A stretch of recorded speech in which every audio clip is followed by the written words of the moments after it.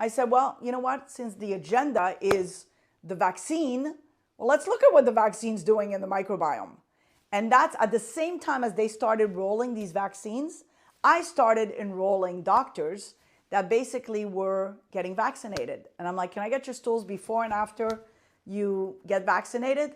And sure enough, people would come to me and they're like, hey, I heard you're testing the microbiome. I want to have my baseline because just in case I change, I want to know what microbes I had before. So I'm like, yeah, happy to do it. So, this study, that was again, something I undertook myself and paid for myself. By the way, we applied for grants and all that, waste of time, waste of money. So I basically just dumped my money into this trial.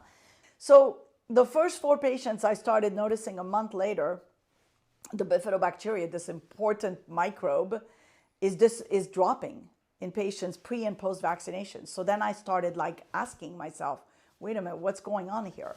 I mean, is it creating a bifidophage? Because this is precision medicine. This is forensics of the gut, right? You've got your microbiome this way before and you've got it after, and it's the same patient, and only a certain group of microbes are getting killed. You got to pay attention. So then, 10, 20, 30, 34 patients later, we're seeing this, killing of the bifidobacteria.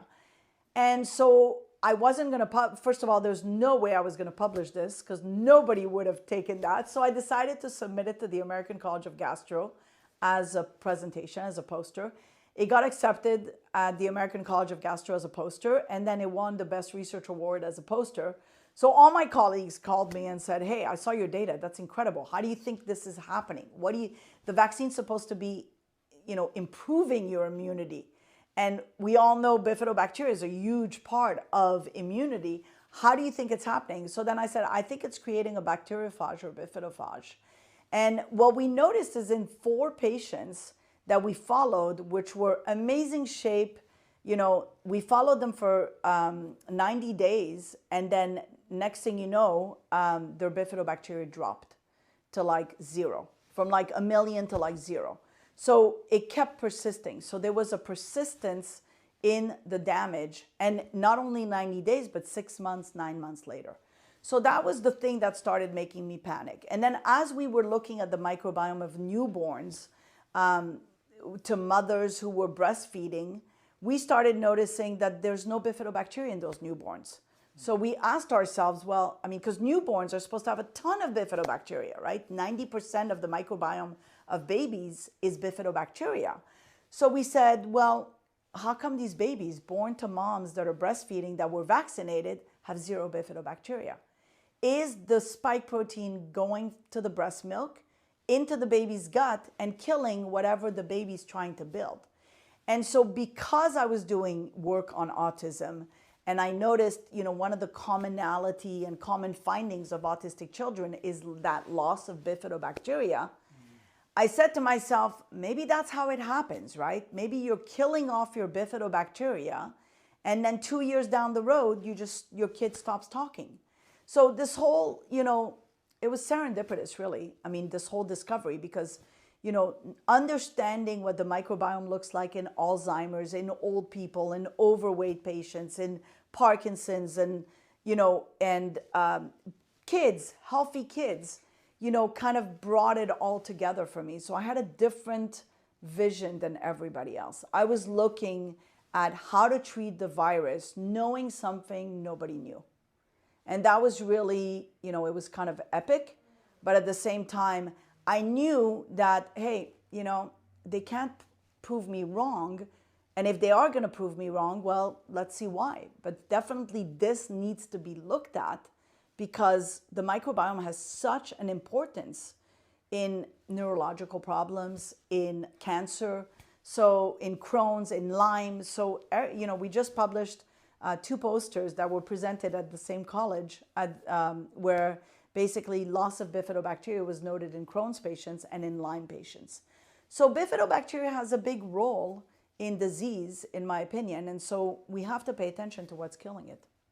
So, your hypothesis right now is that it's the spike, whether the spike is coming from the virus or whether it's coming from the vaccine, that this is actually causing this. It's killing the bifidobacteria, which is creating a problem. Correct. And this is what you're hoping, some serious research is done yes, around. Yes. Yeah. So, and we are doing something to try to prove that.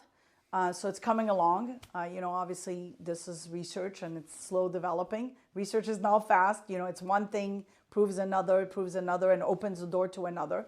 I'll give you an example of research during this pandemic. One of the things that I did myself was kill my bifidobacteria because I wanted to see, well, what increases the bifidobacteria, right? So I was the guinea pig. The whole pandemic. And, first to see, if I'm exposed to it, etc. And it basically, what I realized, one of the things, I was drinking a ton of kefir and my bifido is not increasing. I'm not really good at taking my vitamins, right? Because I'm stressed and I'm busy and I'm not a pill taker. But essentially I kind of let it die. And I started testing my kefir and I looked, because we passed it through the machine, and we noticed that the kefir didn't have bifidobacteria in there, even though it says bifidobacteria. So I went to Whole Foods and Ralph. This is research, because here I am, I've just killed my bifido. I'm trying to boost it.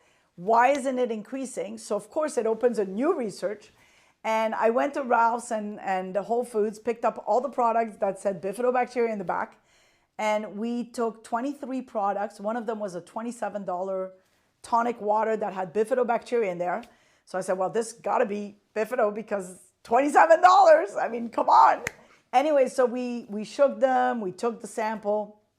Only 3 of them had bifidobacteria. Unbelievable. So what? And so you become an aware customer, right? So this is what research is all about. Research is about, why isn't this happening? Why isn't it? Let me figure out why this is not happening. And of course, my kefir didn't have bifidobacteria. How am I going to increase my bifido if it doesn't have bifido, right? So then I started doing my own stuff, the fermented foods and all the stuff that I know how to do. And basically, I'm happy to say I'm back to my normal bifidobacteria. But this is what research is about. It's finding one thing and then opening up a new science, a new research to kind of discover. And so that was fascinating.